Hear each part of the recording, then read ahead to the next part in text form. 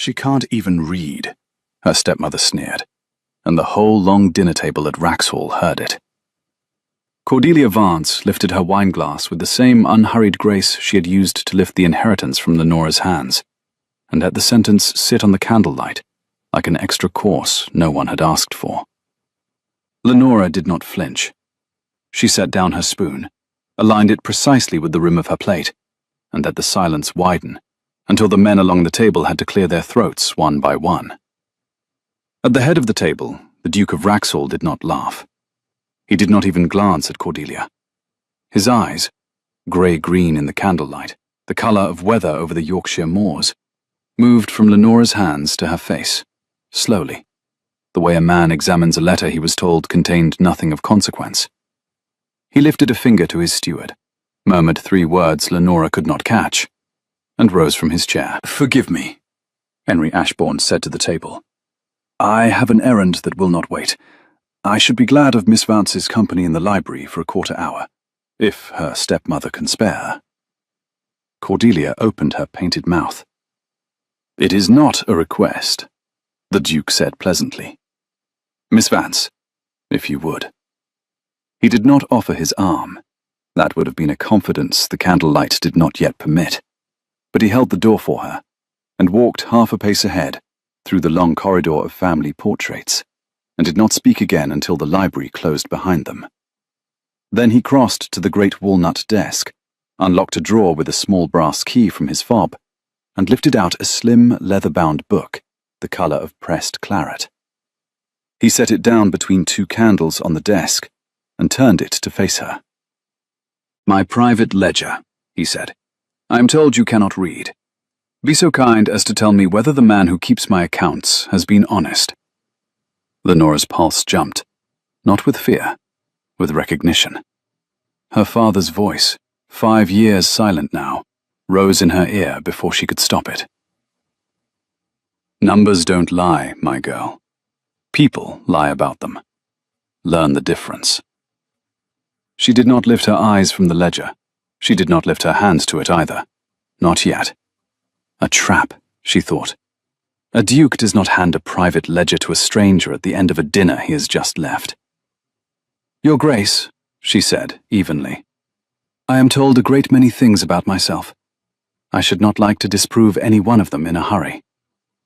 "Then take your time," he said. "I have a quarter of an hour. Less if my cousin gets up from the table to find me. You may begin where you please." She let her gloved fingers settle on the corner of the ledger, as if she were greeting a horse she did not yet know. The leather was warm from the drawer. The edges had been thumbed often in one specific quarter, page 70 or so, and resharpened with a penknife along the gutter. Someone had spent time in there.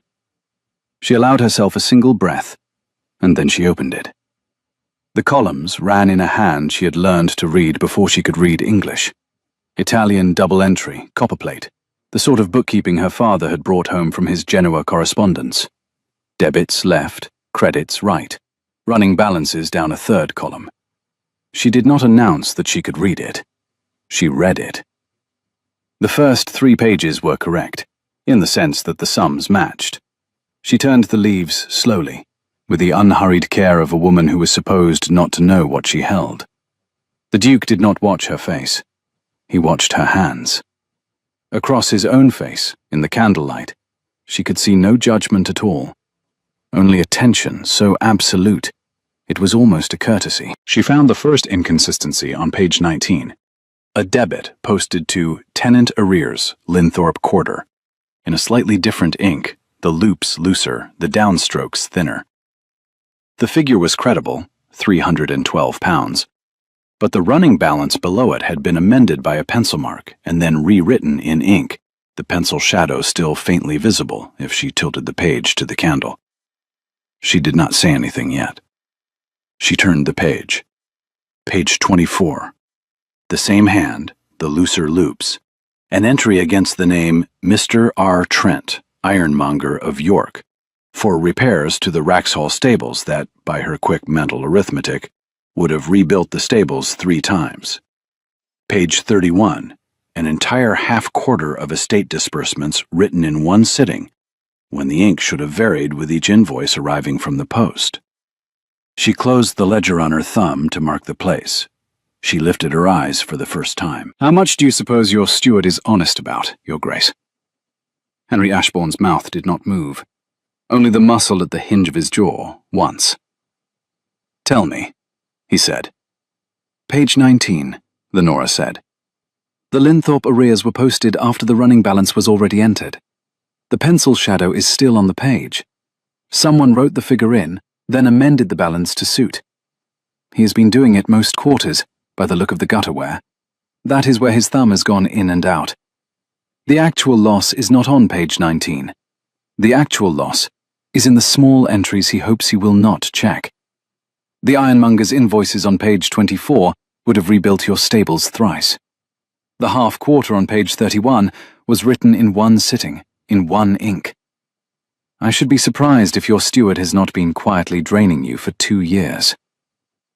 There was a silence in which she could hear the library clock and the small hiss of a candle that needed trimming. The Duke repeated the figure quietly, as if testing it for weight. 2 years.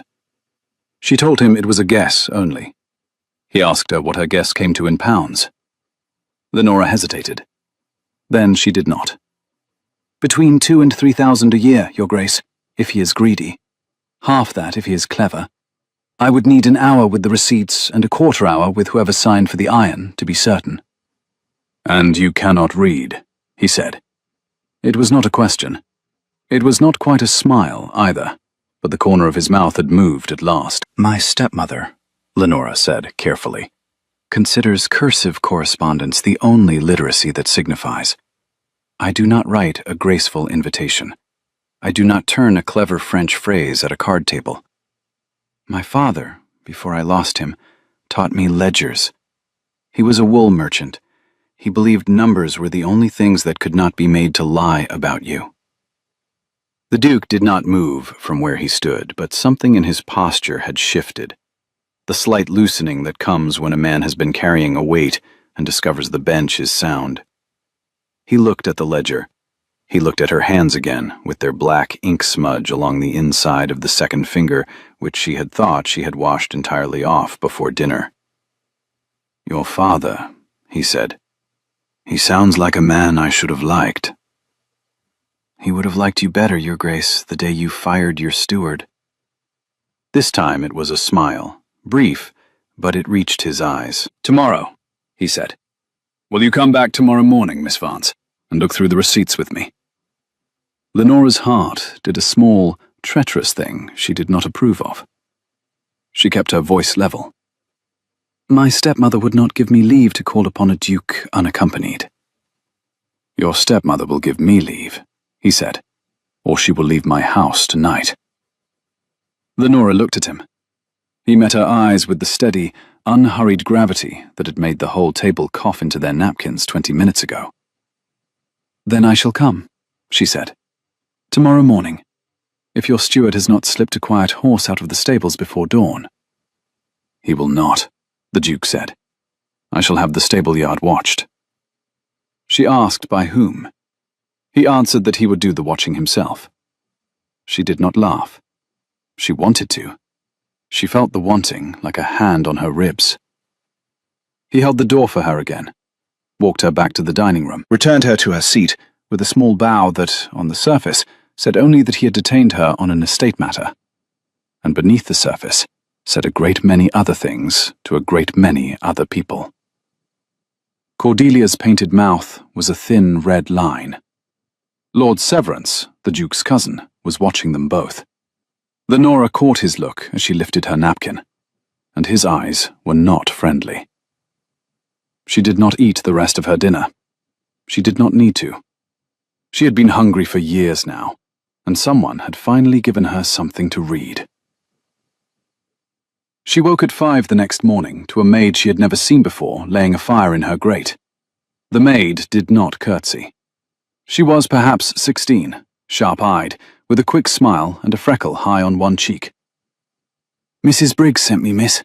Mrs. Briggs is the housekeeper. She said you'd be wanting hot water early."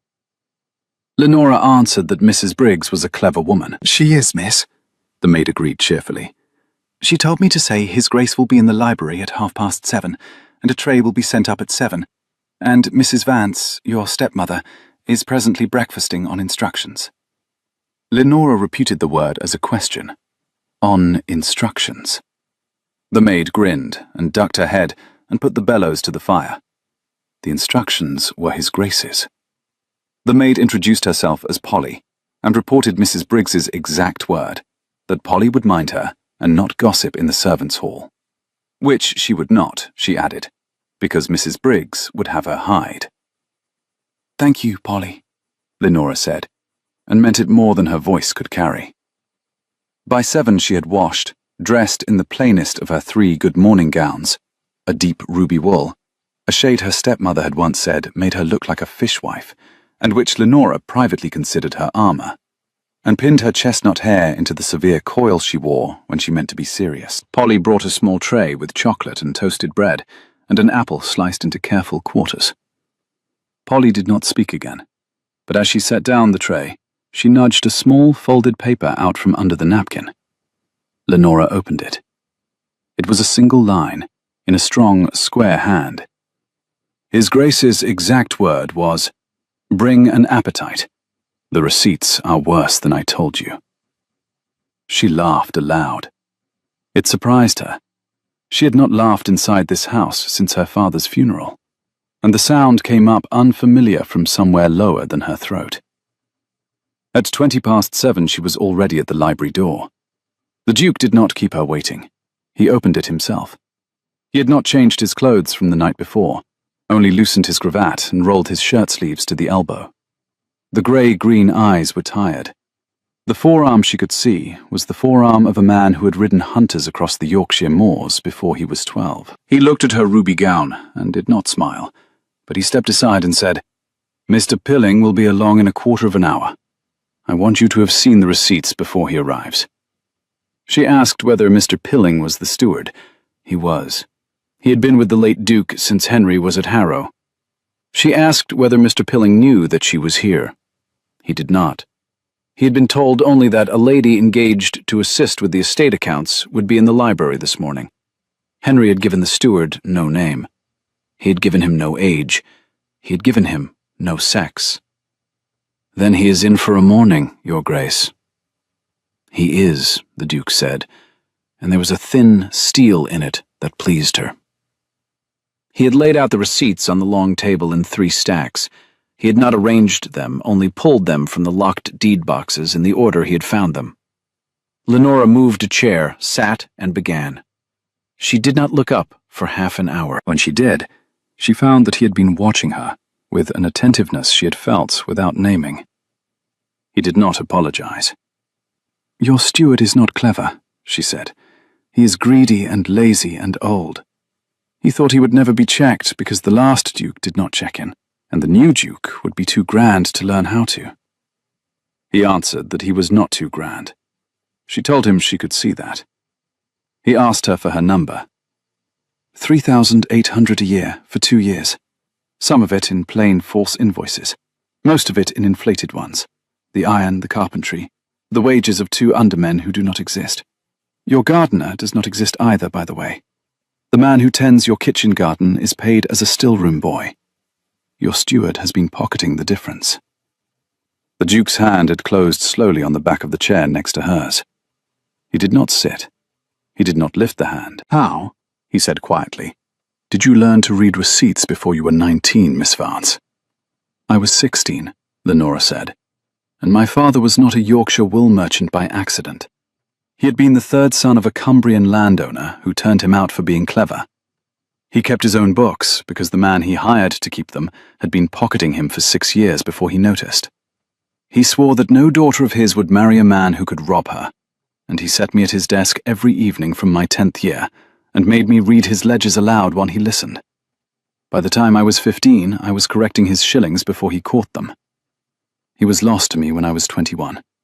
The man my stepmother married within 7 months had been one of my father's commercial rivals. The Linthorpe arrears, by the way, Mr. Pilling did not invent that figure out of thin air. He copied it from a real arrears report. He picked a number a Duke would not check. Henry Ashbourne lowered himself at last into the chair next to hers. He did not put space between them. He sat close, the way men sat with men when they meant to do business. "Miss Vance," he said, "what did your stepmother do with your inheritance?" "She buried it under a sentence," Lenora said. "She told my father's solicitor I was not of sound mind to manage it. She had a London physician sign a letter to that effect, which the solicitor accepted, because his bill from her was promptly paid. She's been drawing on the interest for 5 years. She tells the county I cannot read, because the county will not check her. She is here this week because she imagines me a marketable inconvenience, and you a credulous bachelor with too much country for an heiress to swallow." "I am not credulous," he said. "I am not a bachelor by choice, only by neglect of the calendar. And I do not, as it happens, find you inconvenient." He was looking at her hands again. He did not lift his own. Lenora set down her pencil. Outside the library door, footsteps approached down the marble corridor. "Mr. Pilling," the Duke murmured. "Your Grace," Lenora said quickly. "May I ask one thing before you have him in?" He answered without lifting his eyes from the door that she might ask him anything. "Do not let him see I have already read the ledger. Let him sit with it for 10 minutes and tell you the figures of his own choosing. Then you will know which lies he chooses first. The first lie a thief chooses is always the one he most depends upon." The Duke's eyes had gone very quiet, the color of weather turning. He inclined his head, only an inch. The door opened. Mr. Pilling came in. Mr. Pilling was the Duke's father's age, which was no longer the Duke's age. He was a tall, narrow man, white-haired, with a long, pale face composed in lines of professional gravity. He carried a quill case under his arm, and a leather portfolio in both hands, and a quietly furious set to his mouth that he was trying not to let show. He looked at Lenora.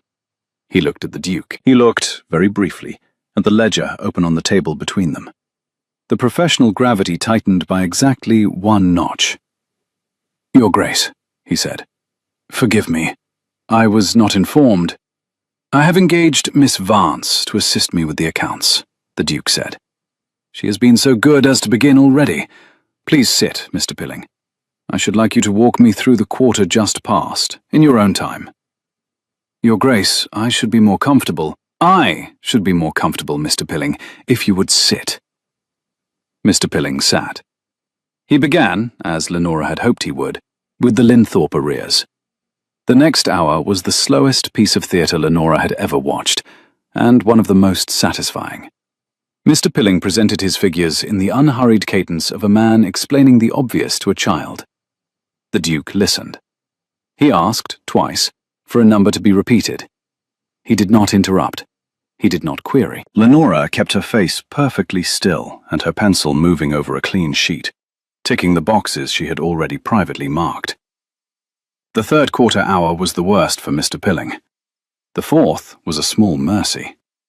When at last he set down the portfolio and reached for the carafe of water on the table, his hand had begun to tremble in a way he was trying very hard to keep from his face. "Thank you, Mr. Pilling," the Duke said. "That was very clear. Miss Vance, perhaps you would summarize for Mr. Pilling what you have found in the ledger." Mr. Pilling went grey. Lenora did not look at him. She looked at her own page. "By my count, Mr. Pilling," she said quietly, "you have, over the past 2 years, posted £3,800 per annum to His Grace's estate that did not in fact leave His Grace's pocket.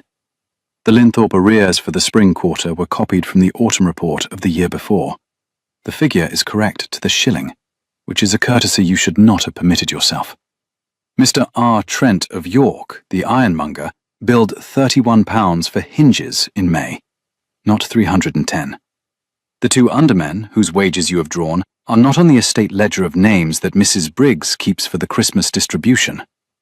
There is no gardener at Wraxhall named in your wage book. The man who actually tends the kitchen garden, a Mr. Hollis, is paid as a still-room boy.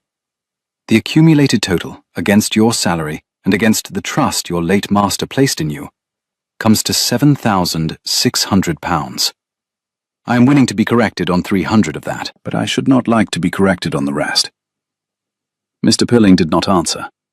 He had set his hand flat on the table and was staring at it.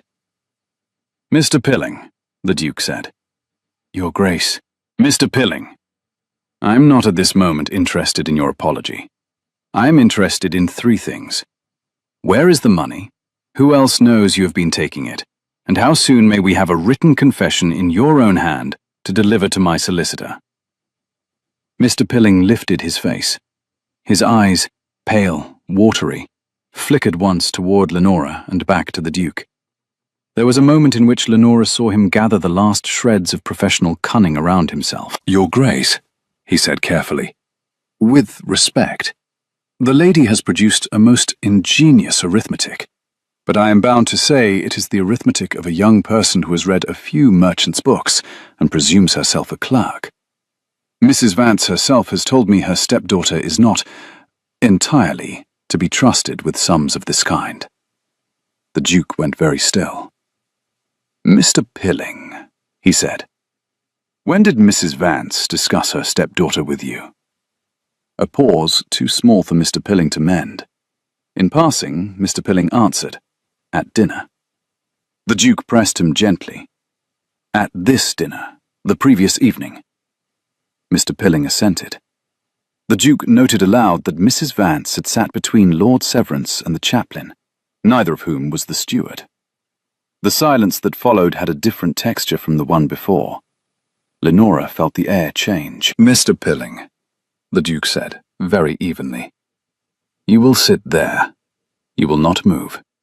Polly, he raised his voice exactly the small amount required. Will you ask Mrs. Briggs to step in, please? Polly had been in the corridor with a tray.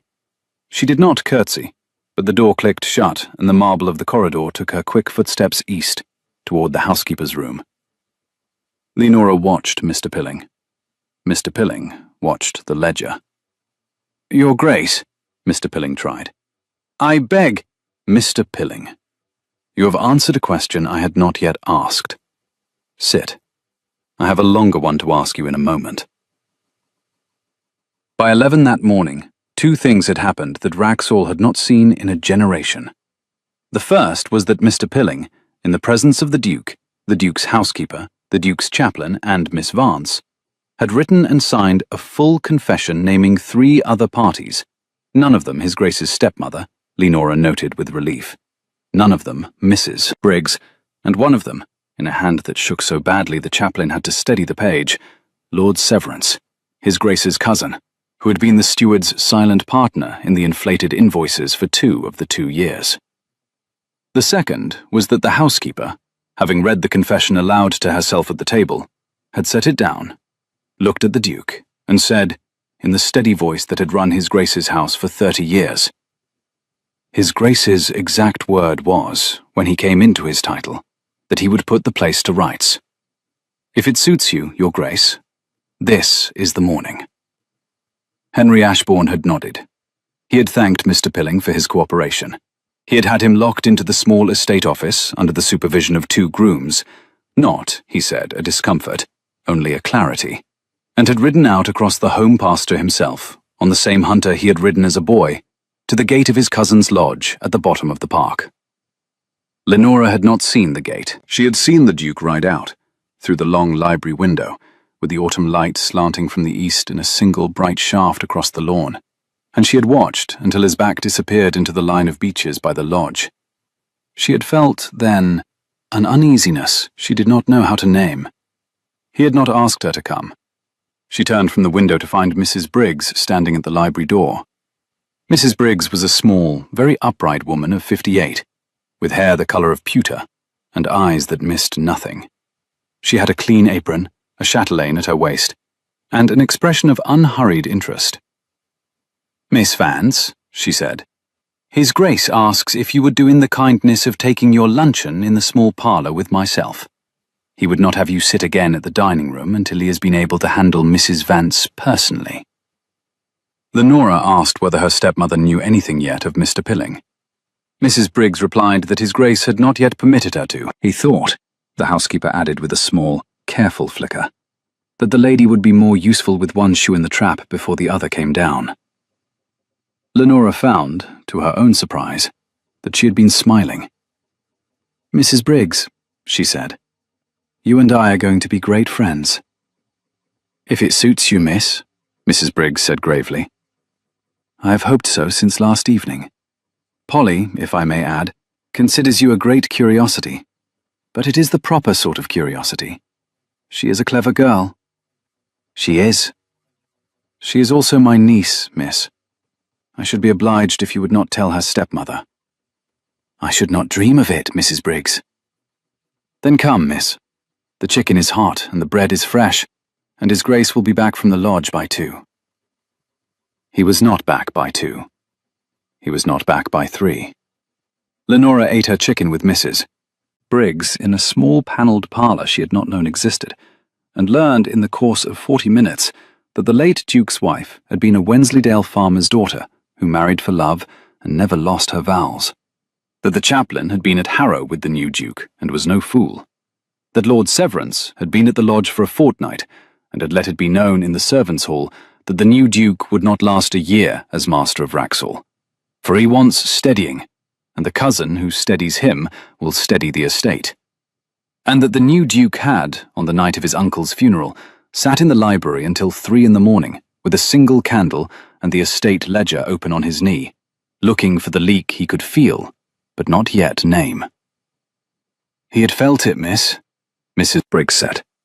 "He did not know what it was. Last night, when your stepmother said what she said, he knew at once. I do not know how, but he knew. He came into my room himself before retiring, and asked me to send Polly to your chamber by 5. "How?" Lenora said. "Did he know?" "He had spent 10 minutes earlier with you in the long gallery, miss, before dinner. He did not tell me of what you spoke. He told me only that the most accurate woman in his house had walked in on Lady Halford's arm, and would be insulted before pudding." Lenora set down her fork. She had no memory of speaking with the Duke in the long gallery before dinner. She had a memory of a tall man crossing the gallery as she had been examining a hunting print on the wall, a wool market scene she had recognized at once as Halifax, in the year of her father's last great contract, and remarking quietly that the engraver had got the angle of the cloth tables wrong. She had answered, without thinking, that the engraver had also got the date wrong, because the great market sheds had been rebuilt the year before that print pretended to record. She had not turned. She had not seen his face. She had assumed him to be one of the Duke's land agents. That was His Grace, miss. He had come down early, because the new master always does, to make sure the wines were where they ought to be. Lenora sat for a moment, looking at her plate. She felt, unexpectedly, the small, careful heat that comes up under the ribs when one has been seen exactly as one is. It was 4 when the Duke returned. She heard the horses on the gravel first, and then the boots in the hall, and then his voice, quieter than she expected, but lower pitched, the way a man's voice goes when he has been speaking for 2 hours. He did not come to the library. He went to his book room, where Mr. Pilling was still under guard. He stayed there for a quarter of an hour. Then he came to the small parlour and asked Mrs. Briggs if she would be so kind as to leave him with Miss Vance for a moment.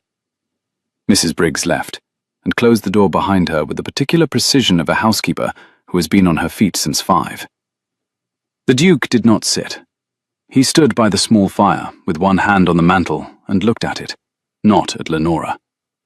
He told her the cousin denied everything. She had expected he would. He has, however, signed nothing yet.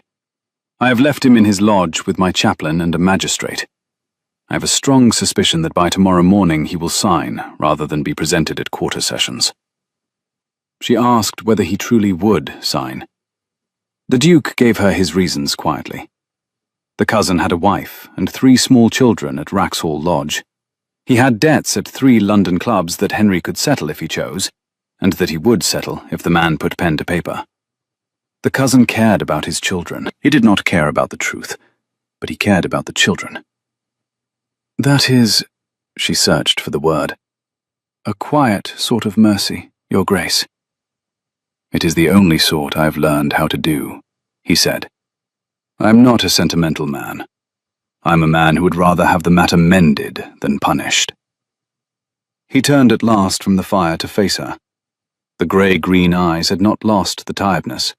They had gathered around it some other thing she did not yet know how to name. "Miss Vance," he said, "I owe you a great deal. I had not meant to ask you anything further today, but I shall, if you will permit it.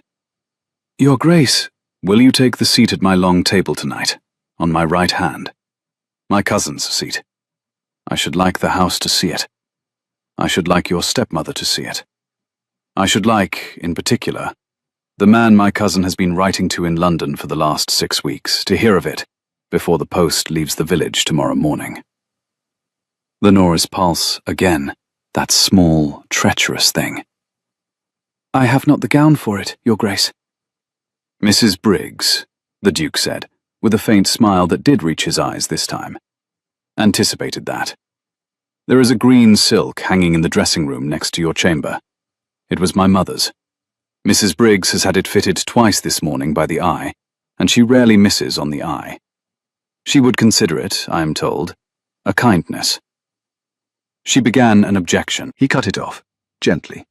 He was asking her, he said, not requiring her. She told him she would come. He thanked her. He inclined his head. He did not bow. He left the parlour as quietly as he had come, and Lenora sat for some minutes by the small fire, and listened to her own heart and decided, severely, that it would behave itself this evening if she had to put it on a leash. She wore the green. The shade was deeper than emerald, peacock almost, and the cut was a cut that had not been fashionable in 20 years, and would never be unfashionable.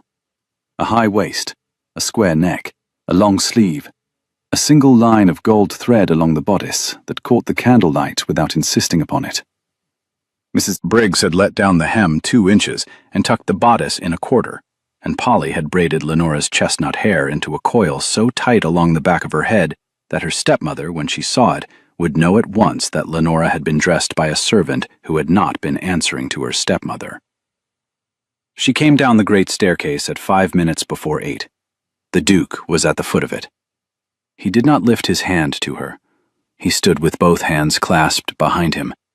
But when she reached the last step, he said very quietly, "Miss Vance," and offered his arm. She took it. The dining room was already lit. The table had been reset. Lord Severance's place, Lenora marked the small change with a careful glance, was now at the foot of the table, and her own place card had been moved to the chair on the Duke's right. Her stepmother's place had been moved no further down, but her stepmother had been seated already, which was a discourtesy Cordelia would not be able to acknowledge without admitting she had noticed it. Cordelia's face, when she saw the green silk and the chair on the right hand, did not move. Only her eyes. Her eyes went first to Lenora, then to the Duke, then to Lord Severance's empty chair, and then to Mrs. Briggs, standing along the wall with her hands folded over her chatelaine. Mrs. Briggs did not blink. The chaplain said grace. The soup came. The conversation, for the first quarter hour, was an exercise in extreme tact on the part of Lady Halford, who was the only guest at the table not part of the house, and who had not yet been told what she was about to witness. It was Lady Halford who broke the pleasantry by accident, she said, turning to Lenora. Kindly, the way one turns to a young woman one wishes to draw out. "Miss Vance, you have been engaged on His Grace's accounts today, I hear. I had not known you had a head for figures." Lenora set down her glass. She was a half-second slow in answering, because she felt her stepmother's eyes settle on her like a pair of cold hands. "I have a head for my father's figures, Lady Halford. Whether His Grace finds my arithmetic creditworthy is for him to say." "I find it," the Duke said, without lifting his eyes from his soup, "the most creditworthy I have encountered since I came into my title." Cordelia, at this, did the worst thing she could have done. She laughed. A short, bell-bright laugh that she'd used to fence with the late Mr. Vance's first cousins in court for 5 years, and which she had not, this evening, the strategic ground to use. "Lenora has always had a knack for making numbers say what she likes, Your Grace. It is a particular gift of hers. Mrs. Vance, the Duke said. He did not raise his voice. He did not look up. Your stepdaughter has identified £3,800 per annum, which my steward has been removing from my estate for the past 2 years. She has done it in 70 minutes. I have already had Mr. Pilling's signed confession. He has named 2 other parties. I shall hear the 3rd before the week is out. I should be obliged if you would let her enjoy her dinner. The table went, for the 3rd time since Lenora had arrived at Wraxhall, perfectly silent. Cordelia did not speak again at the meal. She did not eat. She watched Lenora, and Lenora, head high, the green silk falling exactly where Mrs. Briggs had told her it would, watched her plate. She did not look at the Duke either. She did not need to. She felt him, against her right side, the way one feels a fire one has come in from the cold to. Lady Halford rose to lead the women out at the end of the meal. Cordelia rose with her. Lenora rose. The Duke rose. At the door he caught Lenora's hand, only the tip of his fingers under her wrist, the lightest contact a man can offer a woman in a doorway under 15 pairs of watching eyes, and said, very low, 10:30. The library. She inclined her head. She did not know, walking up the great staircase behind Lady Halford with the green silk whispering at her ankles, whether her heart had ever beaten so loudly inside her own ears. In the drawing room, Cordelia waited until Lady Halford had gone to the pianoforte, and then she crossed to the window where Lenora was standing, and stopped a hand's breadth behind her, and spoke very quietly to the back of her head. She told Lenora she had been clever. Lenora did not turn. Cordelia repeated it, clever before, but not wise, and told her stepdaughter to listen very carefully. Lenora said she was listening. You imagine that the Duke is interested in you. He is not. He is interested in the figures you can extract for him.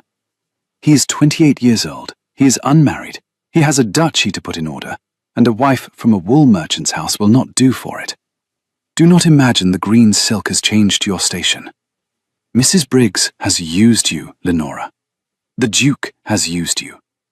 By Saturday, you will be back in my house in Hertfordshire, and you will be very glad I did not say at this morning's breakfast what I might have said about your dear father's debts. Lenora turned at last. Her father, she answered, had had no debts at all. Your father had debts, Cordelia said sweetly. I have the papers. They are in my London bank. I did not bring them to use, but I shall use them if I must. I am asking you, Lenora, very kindly, do not require me to use them. Do not embarrass me at this table again. Tomorrow you will plead a headache. You will leave the library to its arithmetic. You will keep to your room. By Saturday we will be gone. By the new year we will have arranged a perfectly respectable match for you with Mr. Allaby, who is a sensible widower, and who will not require a wife who reads ledgers in the small hours of the morning. Mr. Allaby, Lenora observed quietly, was 63. Mr. Allaby is 63, and he is willing. Do you imagine many men will be willing, Lenora, once they know what I can show them? Lenora looked at her stepmother for a long moment. She felt very clearly, the way one feels a tooth that has been pretending to be sound, the precise place in herself where Cordelia had been pressing for 5 years. The place was not as soft as it had been yesterday morning. Cordelia, she said, do whatever you intend to do. Show whatever you intend to show. If my father had debts, I should like to know of them. If you have invented debts, His Grace's solicitor will untangle the invention. You do not have my obedience by holding a paper over my head. You have only ever had it by my own kindness, which is now finally run out. Cordelia's painted mouth tightened. You will regret this, Lenora. I have spent 5 years regretting other things, Cordelia. I have the room for a small, fresh regret. She walked past her stepmother and joined Lady Halford at the pianoforte, and asked, very politely, if Lady Halford would care to hear an air her father had used to whistle in his counting-house, when the books had finally come right. Lady Halford, who was a quick woman, took the question for the answer it was, and played the air without comment, and watched Cordelia across the keyboard with an expression of mild, observant interest that Cordelia could not weather. The air was a small Yorkshire jig that the wool merchants of Halifax had used to whistle when the autumn contracts were signed. Lenora hummed the second strain under her breath. Lady Halford glanced up once from the keys. Lady Halford asked, half over the keyboard, whether she knew the tune. Lenora told her father had taught it. He had maintained, she added, that any man who could not whistle through it without losing the time was not to be trusted with a shilling. Lady Halford promised gravely to endeavour not to lose the time. She did not. She played the jig through twice, once gravely, once a little faster, and on the second pass, Lenora, who had been standing at her elbow, sang the third strain very quietly. Cordelia, on the small sofa near the fire, lifted her painted mouth as if to speak, and thought better of it. Lady Halford finished the tune, and rose from the keyboard and asked, in the carrying voice of a woman who knew exactly which other women in a drawing-room could hear her, whether Miss Vance would do her the kindness of walking with her along the conservatory before the gentleman came up. Lenora accepted. The conservatory was a long glass passage along the south face of the house, full of orange trees in tubs, and a damp, warm smell of growing things.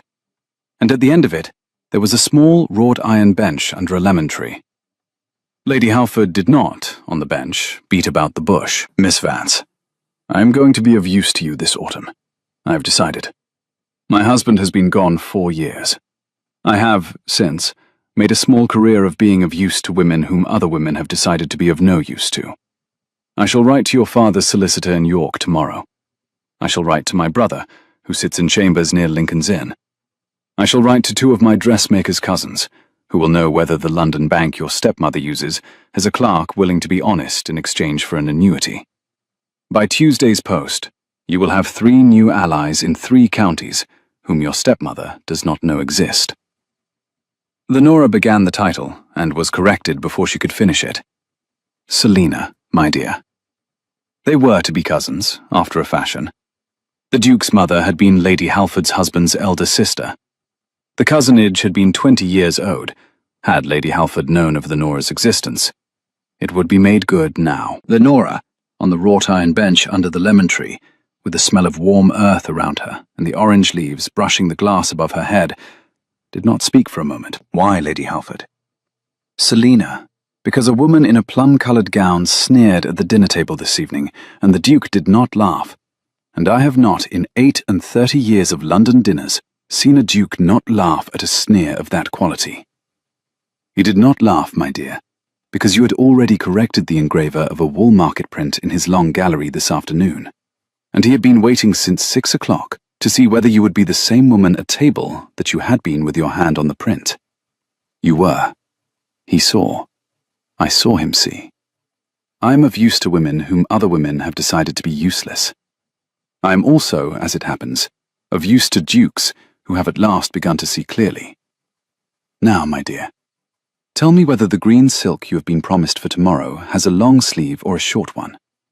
The chaplain is, as you may have noted, very young, and the long sleeve will be a kindness to him at grace. Lenora, who had not laughed since dinner, laughed. It had a long sleeve, she said, half correcting herself on the title. Lady Halford pronounced this excellent. They might proceed. They proceeded back up the conservatory in companionable silence. At the door, Lady Halford paused. One more thing, my dear. Your stepmother will, before the night is out, attempt to take you aside in the drawing-room and frighten you with paper. She will speak of debts. She has used the same gambit on one of my cousins. Do not, on any account, plead a headache. Tell her exactly what you intend. The woman has no weapon against a woman who will not pretend to be afraid of her. Now, let us go and rescue Mrs. Crewe, who is being lectured by the chaplain about the lections, and who looks as if she has not been lectured at since 1818 and is suffering. Lenora went. She rescued Mrs. Crewe. She permitted Cordelia, in due course, the attempt at frightening that Lady Halford had predicted. She had, already, answered Cordelia in the way she had answered her, by the lemon tree, before the question was put. The drawing-room conversation that followed had the rehearsed quality of a play whose ending Lenora alone had read. At 10:25, Lenora excused herself and went, alone, down the long carpeted corridor to the library. On the way, she met Lord Severance.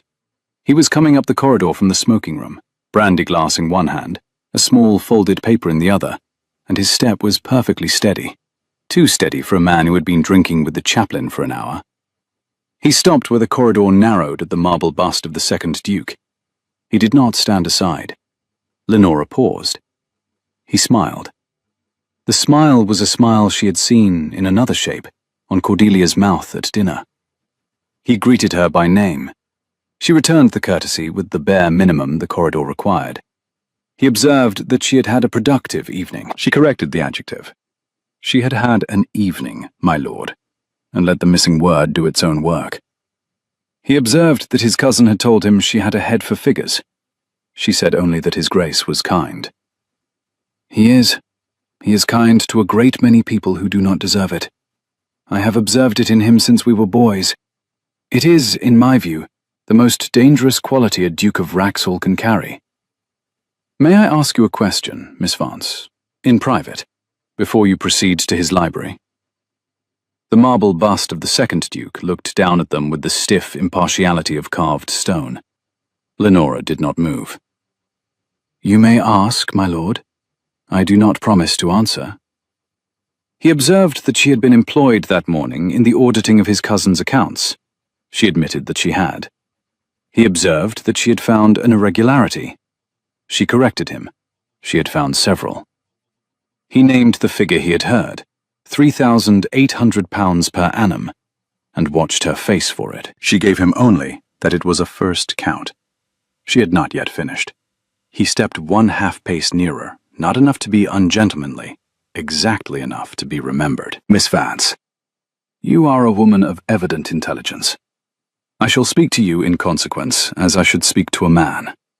You have this evening dined at a duke's right hand. You have been dressed by his housekeeper. You have been promised, no doubt, the run of his library. You have been told, by people very kind to you, that the Duke admires you. I am here to tell you, kindly, that the Duke admires accuracy. He does not admire your person. He admires what your person can extract from a ledger. He has, in his 28 years, admired 3 women in precisely the same manner. None of the 3 is a duchess. 2 are governesses. The 3rd is in a Roman convent. I am telling you this not to wound you. I do not, in fact, dislike you, Miss Vance, but because I have a small interest in your not, by mistake, embarrassing yourself or my cousin tomorrow morning. May I prevail upon you to tell me, before you proceed to the library, whether my name has appeared in any of the irregularities you have found? Lenora did not answer for a beat. She looked at him very carefully. He was, like his cousin, a tall man but thinner, long-faced, with the high colour along the cheekbones of a man who has been at a London table for too many seasons. His eyes were a watery blue, and his hair had been carefully arranged to disguise the early thinning at his temples. He was, like Cordelia, beautiful in the careful, expensive way that beauty becomes when it is being kept up against a tide. My lord, she said quietly, I am the daughter of a wool merchant. I do not, on principle, answer questions about a ledger I am still reading.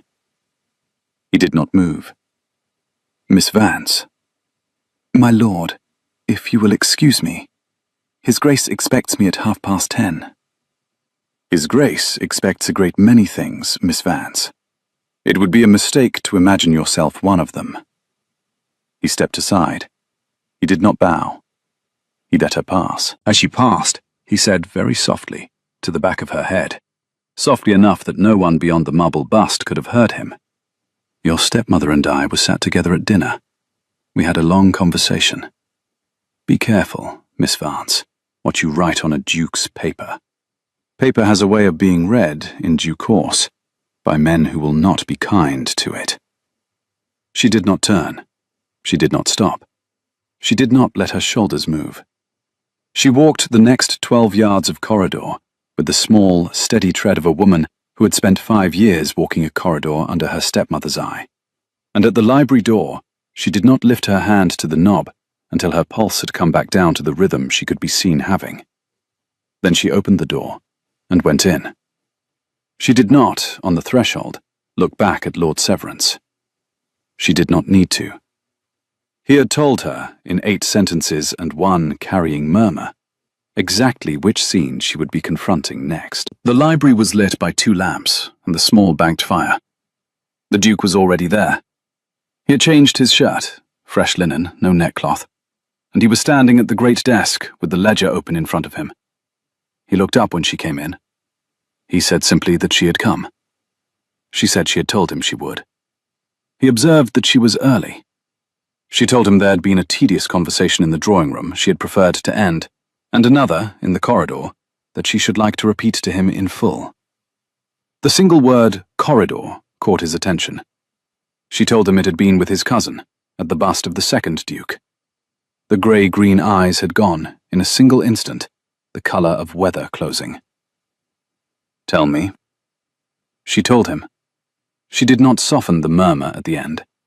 She did not omit Lord Severance's posture, his proximity, the precise inflection of his, "Be careful, Miss Vance." When she had finished, Henry was very still by the desk. He had set down the pen he had been holding. He did not pick it up again. Henry said quietly that the cousin was more frightened than he had supposed. She agreed. He observed that the cousin had been writing to London for 6 weeks. What he had not known about until tonight was the dinner with her stepmother. She told him plainly. The seating had put them between the chaplain and Cordelia. They had had an hour. He repeated the words to himself. He had an hour. Then Henry crossed to the window. He did not lift the curtain. He stood with his back to her and looked at the dark glass for a long moment. When he turned, his face was the face she had seen at the head of the dining table, the face that had not laughed at Cordelia. "Lenora," he said, "I have, this evening, made a small error. I had supposed my cousin would learn of the morning's work tomorrow at breakfast. He has, instead, learned of it from your stepmother. The mistake is mine. I should have separated them at dinner. I shall not, on any of the remaining nights of his stay in this house, make the same mistake again. I am very sorry that he stopped you in the corridor." "He did me no harm, Henry." "He did you a harm I shall not forget. Forgive me my naming it, but a man who steps half a pace nearer to a woman in a narrow corridor at 10:30 in the evening is not, by my definition, a cousin. He shall not, after tonight, be inside any door of any of my houses unaccompanied. I shall require it of Mrs. Briggs by the morning." She nodded once. "Henry, before we begin, there is a thing I should like to say to you in the same conversation." "Yes?" She crossed the rug to where he stood, and stopped exactly 1 careful step away from him. "Your cousin," she said, "made a great point of telling me, in the corridor, that you have admired 3 women in your life, and none of them has been a duchess. He intended it as a kindness. I am, by my training, a woman who can hear a kindness for what it is. I do not require, Henry, that you ever explain to me the 3 women. I do not require that you ever admire me as a duchess. I am here, in your library, at 10:30, because my father raised me to read a ledger, and because you, this evening, set one in front of me. The rest, whatever the rest is, does not, this evening, need to be named in your library. Only, Henry. Only, he said quietly. Only do not let your cousin's 8 sentences become the inheritance of our acquaintance. Whatever you and I are to be to each other, let it be in figures we have both seen on the page." He did not, for a moment, speak. Then he said, "Lenora, that is the most exact sentence anyone has said to me in 6 weeks. It was meant to be. It is also the kindest. It was meant to be. It is also, and this I shall not, in front of the ledger, pretend otherwise, The most ungovernable thing, I have heard you say. Then we shall, she said with the smallest dry smile. Govern it together. From the desk, with the pen. Tonight, Your Grace, I should like to look at page 60. I have, since dinner, suspected your steward of a second lie I shall not at this hour undertake to articulate without the lamp on it. May we, Henry? He inclined his head. He brought her the second chair himself. He set it close enough to his own that her shoulder, when she leaned over the page, would just touch his arm. He did not look at her. He looked at the ledger. He turned, with his blunt, square hand, to page 60. They worked until the library clock struck the half-hour after midnight. Page 60 was, as she had supposed, the second lie. Mr. Pilling had laid in a small entry for transport of timber from the home woods to the south stable, of £42 in the autumn quarter of the previous year. The home woods, Henry told her, with the small, dry humour that had begun, this evening, to seep through into his voice, had not produced a stick of usable timber for 15 years. The south stable had been rebuilt, the year before that, by his late uncle's order, in stone. The £42, Mr. Pilling's writing crisp, his ink even, had not, in fact, transported anything, anywhere. It had been, by Lenora's quick mental arithmetic, the precise sum of Lord Severance's quarterly subscription at his Pall Mall club. She did not say so aloud. She tapped the figure, twice, with the tip of her pencil. She lifted her eyes to Henry's. He, who had been reading over her shoulder, met her eyes and said quietly, "Yes, I see it." "Page 83, she said. "I should like, before we end, to look at page 83. Page 83 contained the year's quarterly disbursements to the Wraxhall pensioners of the home village, the small annuities the late Duke had left to the village widows, the long-served grooms, the underkeepers retired to cottages on the home pasture. The sum was correct. The names were correct. Lenora ran her finger down the list, twice, and then, without comment, turned to the previous year's page 83. The names were not the same. 2 had been added. One was Mr. Pilling's own sister, who had been buried at Lincoln 9 years before. The other was a man Henry did not recognize. By the running balance, Mr. Pilling had been drawing each of their annuities, £6 a quarter, £24 a year, into a small private pocket since shortly after the late Duke's last serious illness. Henry's hand, this time, did close on the edge of the desk. He said it once, quietly, half to the page, that the steward had drawn it from the buried. She repeated his words after him as a quiet confirmation. He observed that his uncle was 2 months in his grave. "Mr. Pilling, my love. I beg your pardon, Your Grace." "Henry, in this room." "Henry. Mr. Pilling, when he understood from your housekeeper this morning that you had brought a sharp eye into his ledger, did not have the time to remove the buried names. He had time only to fold his portfolio under his arm and walk up the marble corridor." Henry did not, for a moment, answer. When he did, his voice was very quiet. "Lenora, I had not, until this hour, believed I should be capable of cruelty in this matter. I find that I now wish to be. The cousin I shall, by your kindness, settle with paper. The steward who has drawn his living from my late uncle's grave shall not have my paper. He shall have, in the morning, the magistrate." She set her hand on his wrist, the first time, on either side, that she had touched him. "Henry," she said, "he will have an old man's confession by 9 in the morning, if you ask Mr. Carstairs to be in the room. Mr. Pilling has spent 50 years in your uncle's service. He has a daughter in the village whom Mrs. Briggs respects. He is, I do not say not punishable, but he is breakable, very gently at this hour. The magistrate, Henry, will be slower and more expensive, and the village will not forgive you. The quiet retirement to Norfolk will sit longer and cost you less, and the buried names will not, in your accounts, be drawn upon again. I would not, were I you, take Mr. Pilling further than his quiet daughter's cottage door." Henry looked at her hand on his wrist. He did not move it. He did not, for a moment, speak. "Lenora," he said at last. "I have not, since I was 9 years old and my father was taken by a chill at Bath, had a person tell me firmly to be kinder than I felt." "Henry!" "You may, in the next 40 years, tell me firmly as often as you like."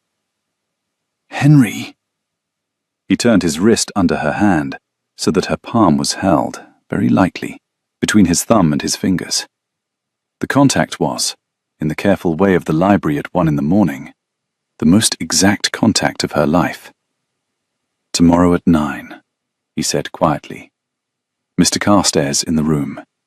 Mr. Pilling at the table. You at my right. The magistrate not sent for. The quiet daughter informed by Mrs. Briggs after lunch." She asked, very quietly, whether he meant truly at his right. He told her at his right. She inclined her head. She did not, yet, look up at him. The clock in the library struck the half-hour. He let her hand go. He closed the ledger. He held the door for her in the long corridor of family portraits, and walked her, this time, the whole way to the foot of the great staircase, and did not, at the foot of it, do any of the things he might have done in another version of the evening. He bowed. He said, "Good night, Miss Vance." He waited until she had reached the top. She turned at the top of the staircase. She did, finally, look down. He was still at the foot of it, with his hand on the newel post, and his face lit by the single hall candle that the night footman had left burning. "Henry," she said, very quietly down the stairwell. "Lenora." "I am very glad I came down to your library at 10:30. "So am I, Miss Vance. So am I." The next morning was Saturday. Cordelia did not produce her papers at the breakfast table. She did not appear at the breakfast table. She had ordered her carriage at 6, and at 20 minutes past 6, she had left Wraxhall without a note, in a frost so heavy that the gravel of the drive had whitened over the wheel ruts, and Mrs. Briggs's grooms had had to scrape the carriage steps before the lady would step into it. Lenora learned this from Polly, who learned it from her aunt, who had it from the night footman, who had observed Mrs. Vance descending the back stairs in travelling clothes at 5:20, with a letter clutched in her gloved hand, and a quite new expression of haste on her face. "What was in the letter, Polly?" "His Grace doesn't tell me, miss, but His Grace's solicitor sent a man up from London on the late mail Thursday, and the man and His Grace were 2 hours together yesterday before dinner. And Mrs. Briggs says, by which I mean Mrs. Briggs's exact word was, miss, that His Grace had instructed the solicitor's man to write to one Mr. Pelham, a clerk in Mrs. Vance's London bank, with a list of 3 questions Mr. Pelham would not enjoy answering. I imagine, miss," Polly added, with a precise glance over her shoulder at the door, "that Mr. Pelham wrote back to Mrs. Vance before he wrote back to the solicitor." "Polly." "Miss?" "You are very clever." "Mrs. Briggs," Polly said gravely, "has said the same, miss, but she said it in a tone of voice that I am required to take seriously." Lenora laughed. She was laughing more, she had noticed, than she had ever in her life laughed before lunch. She went down to the small parlour. Henry was at the table with the chaplain and the solicitor's man, a wiry, capable Londoner with a clean apron of ink along his cuffs, and they were drinking coffee and dividing the morning's letters into 3 small heaps. Henry looked up when she came in. He rose. The chaplain and the solicitor's man rose with him. "Miss Vance, may I present Mr. Carstairs of Lincoln's Inn? Mr. Carstairs, Miss Vance, who has, in 70 minutes, done what my solicitor could not in 3 years." Mr. Carstairs bowed. He was a smaller man than the Duke, and a much older one, and his eyes were sharp as flint. "Miss Vance," he said gravely, "I have heard a great deal about your work this morning. I should like, with your permission, to put a number of questions to you over the course of the next week. I have already, on His Grace's instruction, dispatched a man to your father's solicitor in York to recover the original probate file of the late Mr. Vance's estate.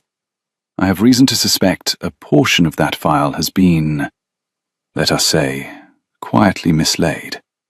With your assistance and the original ledgers, we shall not require long to discover what has gone where. You shall have my assistance, Mr. Carstairs. With my father's books, you will not require a week. You will require an afternoon. That, said Mr. Carstairs, with the smallest flicker of pleasure across his thin mouth, is a great convenience, Miss Vance. I had not expected to be told it before luncheon. Henry, behind the steam from his coffee, was watching her over the rim. The grey-green eyes had a small light in them she had not yet seen. She did not look long. Mr. Carstairs, she said, before we begin, my stepmother left this morning at 6. His Grace has informed me. I believe she has taken the Great North Road. I do not think she will get further than Stamford before a separate letter overtakes her. We shall not, Miss Vance, see her in Hertfordshire by Christmas. The chaplain coughed politely. The solicitor's man permitted himself the smallest of bows. Henry, at the head of the table, with his shirt sleeves rolled and his hair still damp from a morning ride, held the chair on his right hand for her, and Lenora took it, and the morning's letters were redivided in front of her into 4 heaps instead of 3. The next 2 weeks were, by every external measure, the worst Wraxall had endured in a generation, and the best. Miss Pilling was conveyed quietly to a farmhouse near King's Lynn under the care of a distant Ashbourne aunt who specialised in difficult relatives and who had been instructed to permit him a small garden, a small allowance, and no correspondence. Lord Severance signed his agreement on the Sunday morning, in front of the magistrate, with the chaplain at his elbow, and undertook a 5-year residence in his own Hampshire farm, with 3 children, and a wife who, when the matter was explained to her, surprised everyone, including her husband, by remarking, in the steady voice of a woman who had been thinking quietly for 2 years, that she had supposed something of the sort, and she was very glad of it being settled at last. The London Bank was visited by Mr. Carstairs on the Wednesday, and produced, by the Friday, 3 further parties to Lord Severance's correspondence, whom Mr. Carstairs took home in his portfolio. Cordelia did not reach Stamford. The letter that overtook her at Doncaster contained, by Mr. Carstairs's design, a single page from a clerk named Mr. Pelham, confessing, in his own hand and over his own signature, that the debts laid against the late Mr. Vance's estate in the spring of the year of Mr. Vance's death had been instruments of forgery, executed by Mr. Pelham at the request of Mrs. Vance, in exchange for sums Mr. Pelham itemized with the precision of a man who hoped, by extreme cooperation, to be spared the worst of the consequences. Cordelia turned her carriage at Doncaster. By that evening she had reached London.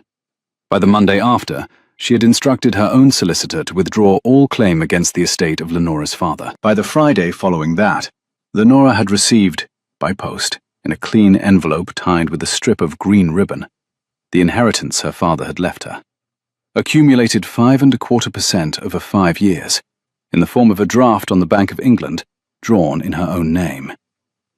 She did not tell Henry until the evening. That evening was a clear one, the first true cold one of the autumn, with the moon high and the home pasture white with frost. She walked with Henry along the gravel path at the edge of the kitchen garden. Mrs. Briggs had taken the air with them as far as the gate of the herb garden, and had then, with a tactful glance, found she had urgent business with the rosemary. And she put her gloved hand on Henry's sleeve, and stopped him under the great walnut tree, where, his Grace had told her 2 days before, his grandfather had used to read his correspondence in the summer. I have something to tell you, Henry. You have your money. You knew. Mr. Carstairs sent the draft up by yesterday's post. I did not open the envelope. I knew the shape of it from the seal. I waited for you to tell me. It is £4,200. It is a good sum. It is the sum my father intended me to bring to a marriage. He stopped walking. He turned to face her on the path. He did not move closer. He did not need to. The moonlight was on her face and on his. Lenora, he said, I had not been waiting for your money. I do not require any part of your money. I have not, this evening, walked you to the walnut tree to ask you about your money. I know, Henry. Do you? I do. I am telling you about it because... She had to draw a small, careful breath. Because I want you to know that whatever I say to you tonight, I am saying with my own £4,200 in my pocket, and not with the gratitude of a woman a duke has saved from a stepmother. He was very still. What do you intend to say to me tonight, Miss Vance? I intend to say to you, Your Grace, that I love you, that I had not intended to love you, that I had intended, in fact, to spend my autumn correcting your steward, vexing your housekeeper, befriending your chaplain, and going home in November with the satisfaction of a woman who had been useful. I intended none of the rest.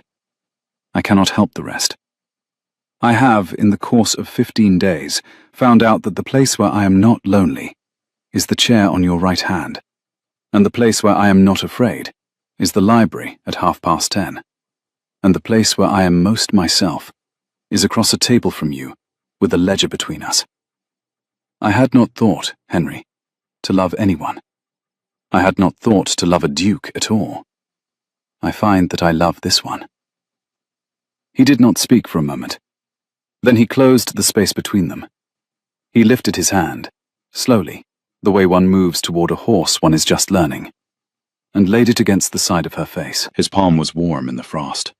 His thumb traced, once, the small hollow under her ear. Lenora Vance, he said very quietly. I have, since the moment in the long gallery when a woman in a plum-colored gown had not yet sneered at you, been waiting to hear you say the word, my name. I have, since the moment you put your finger on page 19 of my ledger, been waiting for the freedom to tell you what I have just heard you say. I love you. I cannot help it.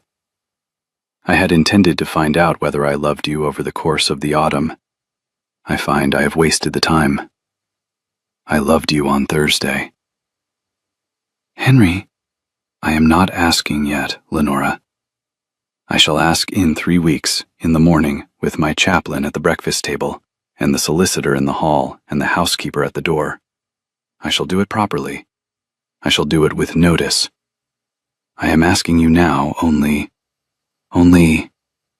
to permit me to kiss you under this tree. She lifted her face. He kissed her. Once, slow, careful, under the great walnut tree, with the moon high and the frost white, and the smell of crushed rosemary somewhere behind them where Mrs. Briggs had not quite gone out of earshot. It was not a long kiss. It was an exact one. When he lifted his head, her hand was at his collar, and his hand was still at her cheek. Henry? Yes. In 3 weeks. In 3 weeks. You will ask properly. I shall ask properly. Mrs. Briggs will weep. The chaplain will pretend not to.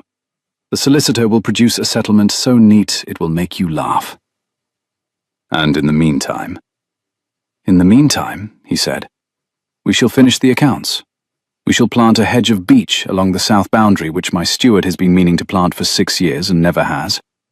We shall write a letter to your father's solicitor in York, thanking him for his services. We shall ride out together as far as Linthorpe, where I shall present you to the tenants my late steward has been overcharging, and I shall enjoy enormously watching them try to decide which of us is the more terrifying. You, Henry. They will choose you. I do not believe they will, Miss Vance. He drew her hand through the crook of his arm and walked her back along the gravel path toward the kitchen garden gate, where Mrs. Briggs was standing with the lantern she had pretended to be using for the rosemary, and a perfectly composed expression that did not, quite, conceal her satisfaction. Mrs. Briggs. Your Grace. Miss Vance and I shall require, in 3 weeks, the small chapel for a quiet ceremony. In 3 weeks, Your Grace. In 3 weeks, Mrs. Briggs. Mr. Carstairs will not have the settlement drawn in 3 weeks, Your Grace. Mr. Carstairs requires 4. Then 4 weeks, Mrs. Briggs. 4 weeks, Your Grace. May I send for Lady Halford? Send for Lady Halford. Send for the bishop. Send for whomever you please. I should like Miss Vance's father's solicitor from York, if he can be persuaded to come. He should be at the breakfast that morning. I believe he was fond of her father, and I should like him to give her away." "His Grace's exact word was—" Mrs. Briggs began, with a small, very rare flicker of a smile. "His Grace's exact word, Mrs. Briggs, was that Miss Vance has spent 5 years being told her father did not love her enough to leave her well. I should like the man who buried him to stand beside her at the chapel, and to know that he did. Will you write the letter tonight?" "Tonight, Your Grace." She bobbed. She did not curtsy. Mrs. Briggs did not curtsy to her Duke any more than the Duke bowed to her. But she inclined her pewter-coloured head. She did not look at Lenora. She did not need to. The lantern was on Lenora's face. The 4 weeks were a strange, compressed brightness Lenora afterwards remembered as a single long good morning. Henry rode out to Linthorpe on the Monday, with her behind him on a quiet bay mare Mrs. Briggs had brought down from the Yorkshire seat by post-horse, and which had a soft mouth and an easy temper, and which Lenora was assured had been broken expressly so that a wool merchant's daughter, who had never sat side-saddle for more than a market day in her life, would not disgrace herself in front of 50 tenants. She did not disgrace herself. The tenants, who had heard, through Mrs. Briggs's careful network of housekeepers and curates' wives, the entire story of Mr. Pilling's confession, and the precise sum the new mistress had recovered from her stepmother, received her with the wary, observing courtesy of country people who had been overcharged for 2 years, and now wished to look at the woman who had stopped it. By the third farmhouse, a great-grandmother of 91 had blessed her, in the formal Yorkshire blessing that ended with the word "keep," and Henry had ridden the rest of the way back to Wraxall, in a silence Lenora knew by then was the silence of a man whose throat would not quite serve him. On the Wednesday, she sat with Mr. Carstairs and a clerk for 6 hours, and helped untangle the Pelham forgeries down to the last shilling. She found, in the process, that her father had not only left her £4,200, he had left her, in a sealed cipher she had not known existed until she had set her thumb upon the letter, the legal title to a small parcel of land outside Halifax, which had been intended for her wedding portion, and which Cordelia had not even known to claim. The parcel, 3 fields and a stand of beach sloping south, produced £200 a year in pasture rents. Mr. Carstairs valued it at £800 outright. "My father," Lenora said, "did not, in fact, suffer fools." "He did not, Miss Vance," Mr. Carstairs agreed gravely. "Nor does his daughter." On the Friday, she walked the south boundary with Henry and 3 estate carpenters and chose, herself, the line of the new beech hedge. She did not allow it to be planted in a straight Roman row, the way the carpenters proposed, because, she explained patiently, a hedge laid in a straight line betrayed itself in 20 years. A hedge laid with a slight intentional curve over the slope of the field became, after 20 years, indistinguishable from a hedge planted in 1500. The carpenters glanced at one another, and at the Duke. The Duke laughed. The hedge was laid with a slight intentional curve. On the Saturday, Lady Halford arrived, with 2 of her unmarried sisters and a great deal of luggage, and announced, having kissed Lenora on both cheeks and inspected the green silk and the chestnut hair, and pronounced both excellent, that she had brought her dressmaker. "You will not, Miss Vance, be married in a duke's mother's silk." "I had thought—" "I know you had thought, my dear. You will not. The peacock silk is a beautiful kindness from Mrs. Briggs, and it shall hang in your dressing room as long as you are mistress of Wraxall. You will be married, however, in cream silk, with a long sleeve and a high waist and a small wreath of laurel in your hair, because the Duke's tenants will speak of it for the next 40 years, and I shall not have them spoken to in a hand-me-down." "Lady Halford." "Selina, my dear, we are to be cousins, after a fashion." Lenora, by then, had stopped arguing. On the second Monday, she met Mrs. Pilling. Mrs. Briggs had not warned her. Mrs. Pilling was Mr. Pilling's only daughter, a woman of 40, gentle-faced, who lived in the village in a clean, small cottage with 3 nieces and a goat. She had come up to the great house to ask, in the careful voice of a woman who had not slept since her father had been led away, whether Miss Vance, the new lady, the lady who had found her father out, would be so kind as to receive her for 1/4 of an hour. Lenora received her in the small parlour. She gave her tea. She did not pretend with her. Mrs. Pilling did not pretend either. They sat for 40 minutes, not 15, and at the end of it, Mrs. Pilling had wept once, and laughed once, and spoken, in the steady voice with which her aunt, Mrs. Briggs, ran the house, of the 6 years she had supposed, and could not, without the figures, have known. She was very glad, she said, that someone had at last had the figures. She made one request only. Would Miss Vance, in the goodness of her heart, not prevent the small monthly allowance from His Grace, to His Grace's distant aunt in Norfolk, reaching her father's plate? Her father was an old man. He had not been wholly a wicked one. The small allowance was his last dignity. Lenora promised that she would not prevent it. Mrs. Pilling went back down the hill on her stout shoes, with her shoulders 3 degrees lower than she had come up the hill. Mrs. Briggs, who had been listening from the corridor, where she had pretended to be looking for her chatelaine key, came in, and did not say anything for a minute, and then said, very gravely, that this was one of the marks by which she had learned to tell mistresses of Wraxhall from women in green silk. Lenora did not yet count herself a mistress of Wraxhall. She did, however, in the small parlour, let Mrs. Briggs put a hand on her shoulder. I am not crying, Mrs. Briggs. You are not, miss. I am, a little, but you are not. Mrs. Briggs, you have been in this house 30 years. I have, miss. Did you know, all those years, that Mr. Pilling— I suspected, miss. I had no figures. The figures are what we lacked. The figures are what you brought us. Mrs. Briggs, when His Grace asks me on Saturday morning— He will not ask you on Saturday morning, miss. He has, after consultation with Lady Halford, settled on Sunday after chapel, with Lady Halford's sisters as witnesses, and the chaplain in his vestments, and the solicitor in the hall. His Grace is, miss, a man who plans his weather. Mrs. Briggs. Miss. He will not be sorry on Monday?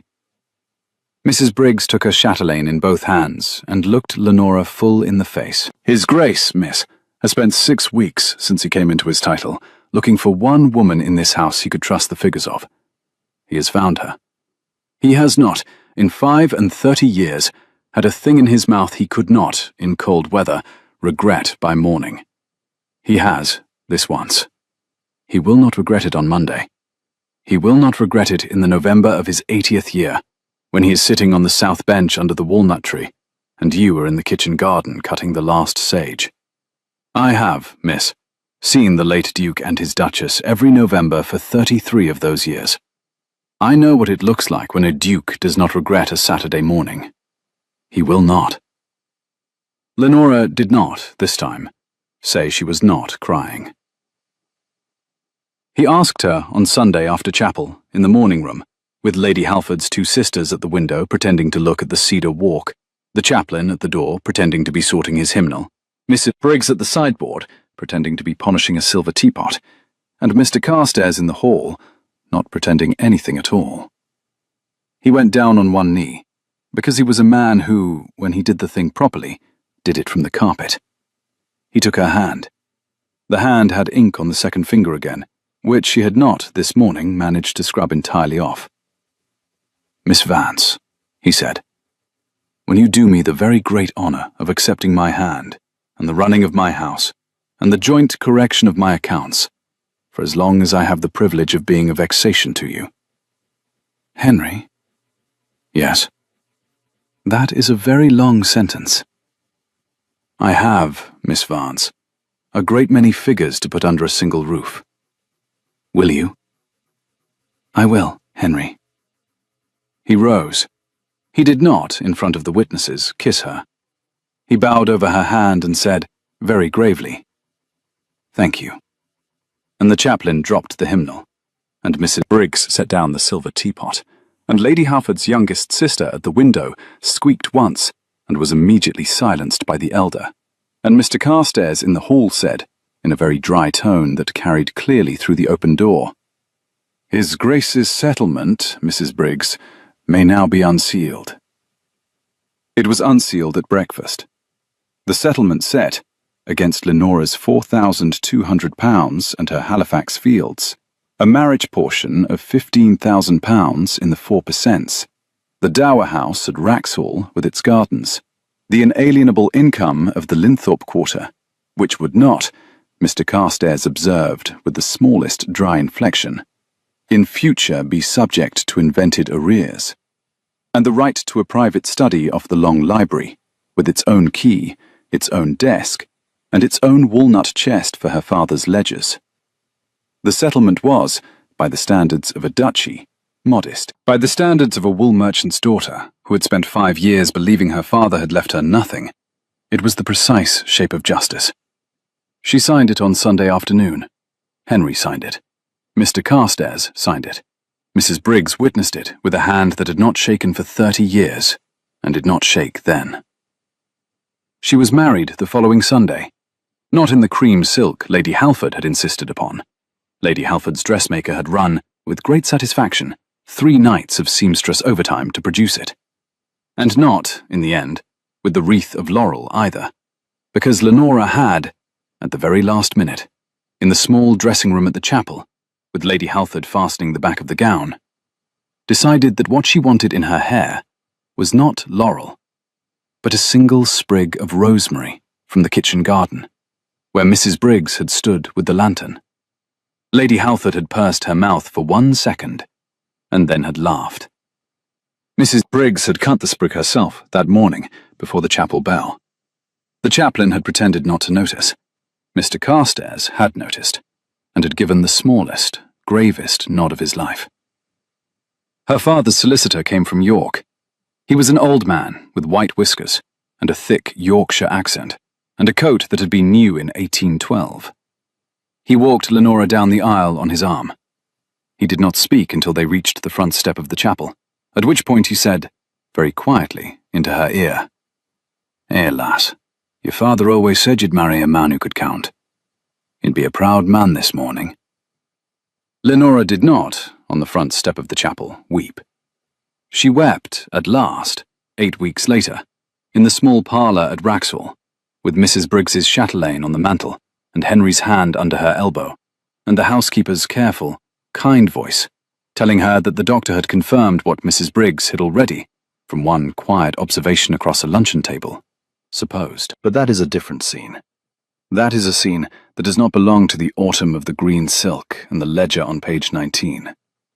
That is a scene from the following spring, when the beech hedge along the south boundary had taken its first long sloping curve into the slope of the field, and the rosemary in the kitchen garden had spread 3 feet further along its bed, and the Duchess of Wraxhall, who had once been a wool merchant's daughter who could not, her stepmother had sneered, even read, had laid down her pen at the corner of the long library desk, turned in her chair, and said, very calmly, "Henry, I shall require Mrs. Briggs to send for the doctor by Friday.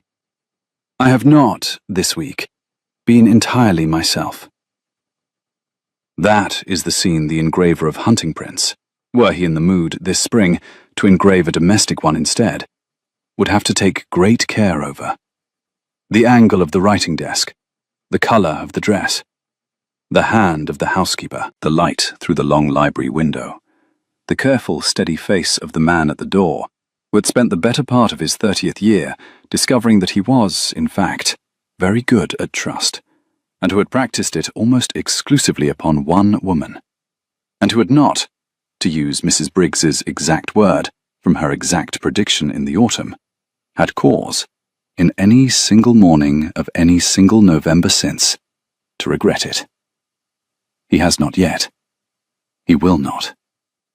If you have stayed with Lenora to the end of this story, if you have walked her down the long corridor of family portraits with the Duke half a pace ahead of her, and sat with her in the library at 10:30, and watched her put her thumb on page 19 of a private ledger no one had thought she could read, tell me, in the comments, the line you carried with you. Tell me whether it was the green silk on the dining room staircase, or the housekeeper's lantern at the kitchen garden gate, or the sprig of rosemary at the front step of the chapel.